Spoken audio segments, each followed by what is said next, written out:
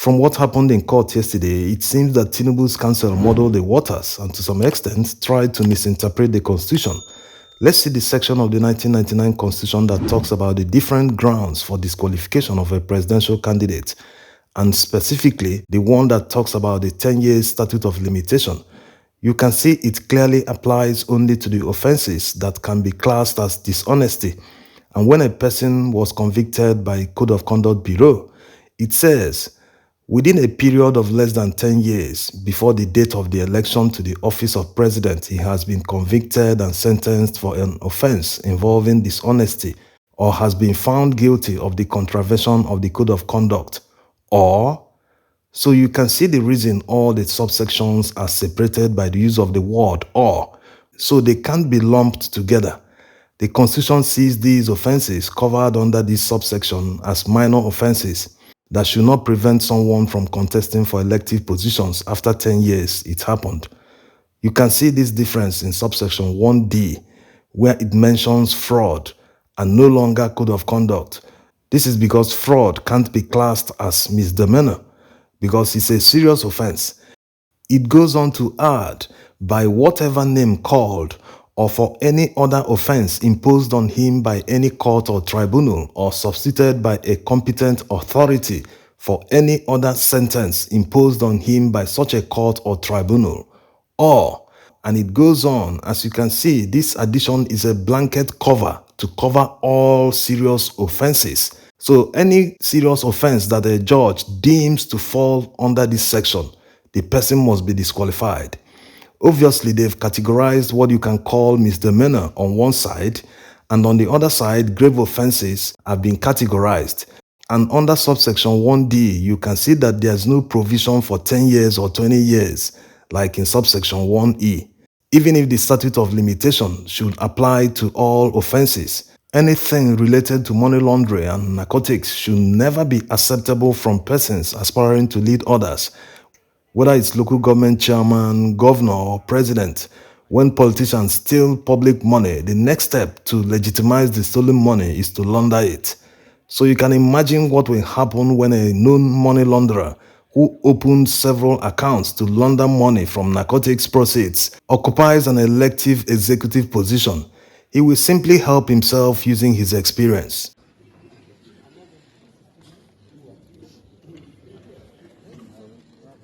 Going by what Honorable Justice Samani said yesterday in court, it has become clear that they will not disqualify Tinubu based on narcotics proceeds worth $460,000 he forfeited to the US government because it has passed 10 years.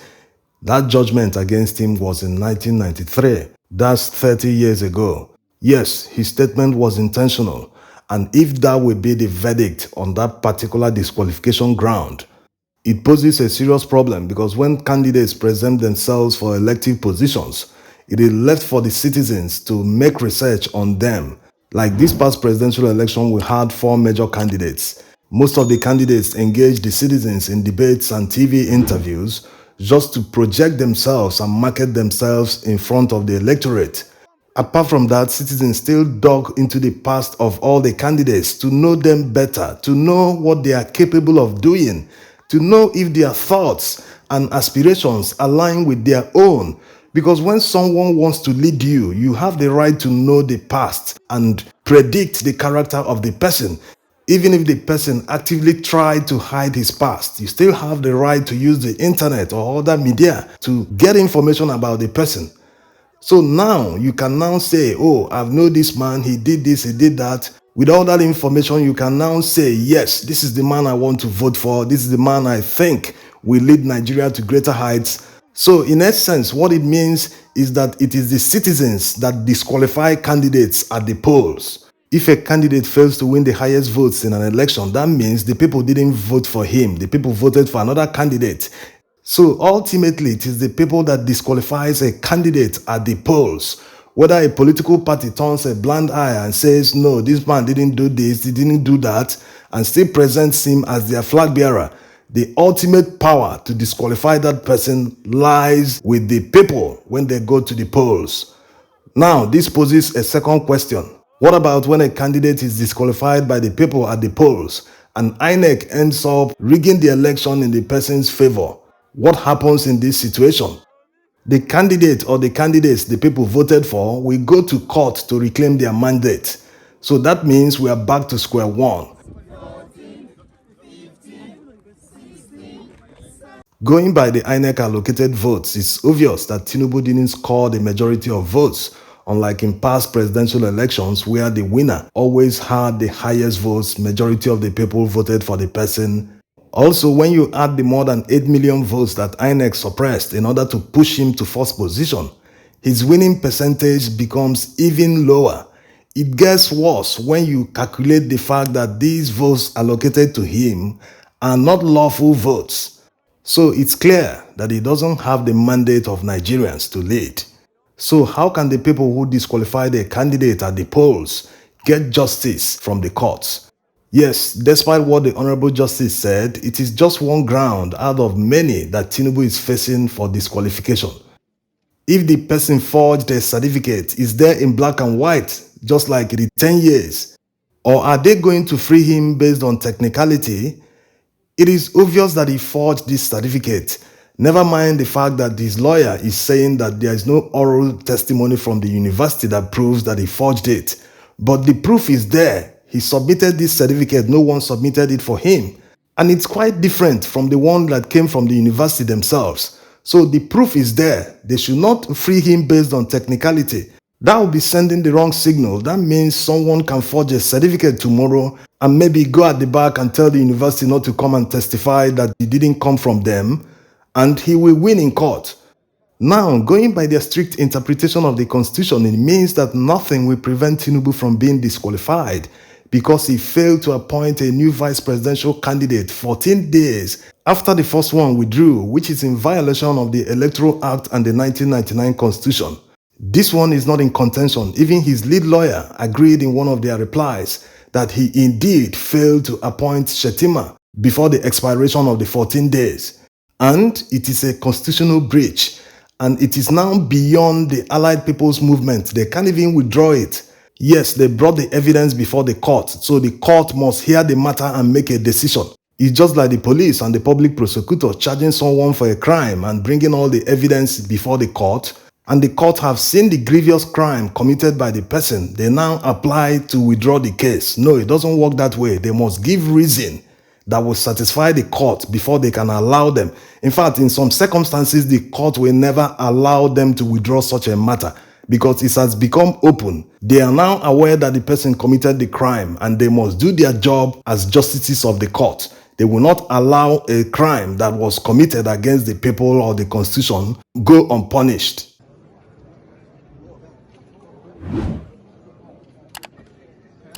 Going by the no-nonsense and strict way Honorable Justice Samani interpreted the Constitution, Tinubu must be disqualified because of his invalid candidacy. APC didn't have a candidate in the past presidential election. Apart from the disqualification hammer that will definitely fall on Tinubu's candidacy, the court must still decide who won the election. Going by the evidence before them, the petitioners proved that INEC suppressed votes to the tune of more than 8 million votes in order to push Tinubu to the first position. To prove this, they submitted INEC CTCs from many states. They also submitted their party agent copies that covers more than 10,000 polling units under the 18,000 blood results. In these polling units, they won massively. That's why INEC suppressed the votes in the first place. Because if those votes are counted and added, Labour Party will not be in the position where INEC put them in their allocation. They also submitted Beaver's report in many states where overvoting occurred. Yes, Labour Party, PDP, APC, all the parties will lose votes when results in places where overvoting occurred are cancelled. Yes, the fact that Labour Party submitted this evidence proves they won the election. If they were not sure they won the election, why would they submit Beaver's reports that proves overvoting when they know they will lose votes when these results are cancelled? It is to show you that they know that truly they won the election despite all the cancellations that will happen in overvoting areas, that they still came out tops. So it is the duty of the court to look at all the evidence, going by the promise made by the presiding judge during the pre-hearing that they will look at every matter based on their merit, not based on technicality. It is hoped that they will do the right thing despite what happened in court yesterday. It is interesting to know that the Honorable Justices understand the interest of Nigerians in this petition. A huge burden rests on their shoulders to resolve this election, to bring this presidential election to an end by looking at the evidence before them to determine the winner.